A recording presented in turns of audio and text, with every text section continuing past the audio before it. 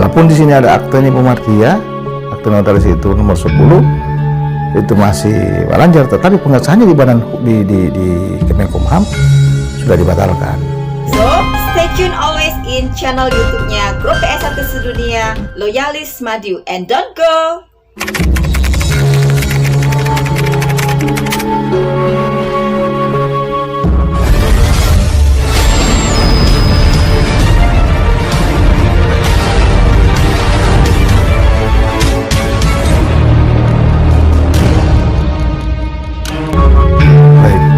Jadi betul ini yang harus kita jawab dari proses gugatan. Hai, welcome back to channel YouTube-nya Grup PS1 Sedunia, Loyalis Madiun. Masih bersama dengan saya, Pipit Madiun. Oke, let's choose.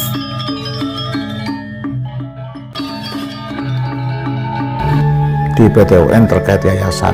Alhamdulillah kemarin setelah berproses, kemarin tanggal 3 persis tanggal 3, tepatnya tanggal 3 itu putusan artinya perkara ini setelah diputus dalam perkara nomor 25 garing G garing 2001 garing PTUN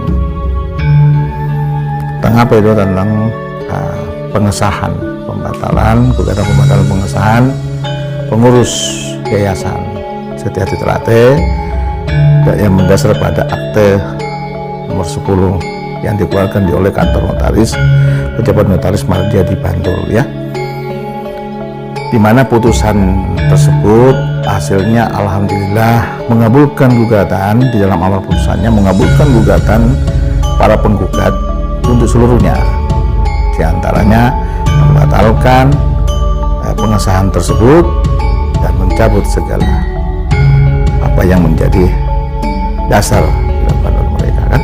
Nah, artinya gini, dengan dibatalkan pengesahannya maka kembali kepada secara hukum, kembali kepada pengurus yang lama, ya. Walaupun di sini ada akte Nipo Mardia, akte notaris itu nomor 10 itu masih wajar, tetapi pengesahannya di badan di Kemenkumham sudah dibatalkan, ya, pengesahan di Kemenkumham. Nah, ada pertanyaan dari cabang-cabang, terus selanjutnya bagaimana, kan? Nah, itu yang menjadi pertanyaan dan harus kita jawab semua itu. Bahwa perkara ini masih berproses, baru diputus tanggal 3, tidak menutup kemungkinan dari pihak lawan, baik itu tergugat maupun tergugat intervensi, melakukan upaya hukum. Jadi perkara ini belum ingkrah, namun putusan kita sudah menang, ya. Artinya walaupun kita sudah dimenangkan gugatan ini, dikabulkan, bukan berarti perkara ini seketika selesai, tidak, karena masih berproses, ya. Makanya dulur-dulur yang di cabang itu saya harap untuk bersabar mengikuti proses ini sampai dengan selesai, ya. Masih ada upaya hukum banding, kasasi dan seterusnya, ya. Setelah kasasi itu nanti baru kita bicara status perkara tersebut sudah mempunyai kekuatan hukum tetap atau inkrafan kebiste atau belum, kan? Itu setelah itu berprosesnya di kasasi.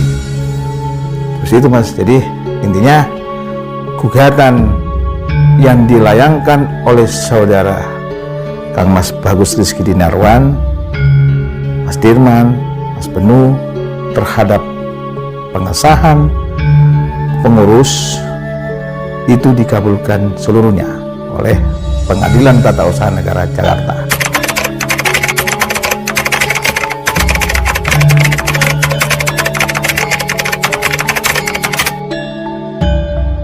Jadi begini, badan hukum PSHT yang dipegang oleh pihak Pak Taufik telah dibatalkan, ya. Dibatalkan, dan perkara tersebut telah mempunyai kekuatan hukum tetap berakhir pada tingkat kasasi, ya, di mana membatalkan juga, ya, pengesahan badan hukum dilakukan oleh Dirjen AHU Kementerian Hukum dan HAM Republik Indonesia. Nah, terkait dengan merek kelas 25, harus kita lihat dulu dari mana asal usul merek ini kan? Kelas 25 ini asalnya dari PSHT 1922 ya, di mana merek tersebut terdaftar sebagai merek kelas 25 PSHT 1922 plus lukisan ya. Jadi lihat dulu benang merahnya untuk menentukan sah tidaknya, mempunyai kualitas tidaknya atau tidak itu merek tersebut. Nah, PSHT 1922 mengalihkan kepada PSHT dalam tanda kutip kepada saudara Mas Taufik ya, saudara Pak Taufik. Nggak tahu dasar peralihannya apa, yang jelas Badan Hukum PSHT 1922 itu badan hukum, jadi reh person ya, mengalihkan kepada reh person PSHT. Saudara yang di dalam hal ini Pak Taufik bertindak selaku ketua umum kan, padahal di dalam putusan ini Pak Taufik telah dinonaktifkan ya, baik itu putusan 217 kalau nggak salah ya, putusan terkait dengan badan hukum maupun merek, sama pertimbangan hukumnya. Jadi reh keronden dalam putusan tersebut sama, mempertimbangkan di dalam reh keronden itu bahwa saudara Taufik telah dinonaktifkan oleh Majelis Luhur ya, dan telah pula dilaksanakan parapatan luhur pada tahun 2017 dan menghasilkan mengangkat saudara Mas Muljoko selaku ketua umum. Saya berharap dulu semua tetap tenang saja. Ditetapkan tersangka belum tentu bersalah, dulu di pesakitan belum tentu bersalah.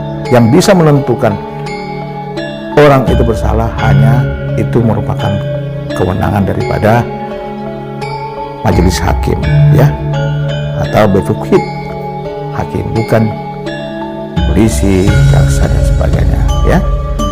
Karena hakim itu mempunyai kedudukan penilaian objektif dan subjektif ya, kalau kita lawyer dan sebagainya dari sudut pandang subjektif. Oke, jadi begitu. Ini kan masih proses juga, belum tentu tersangka langsung bersalah kan. Ini asas peraduga tak bersalah, itu asas hukum kita kan itu.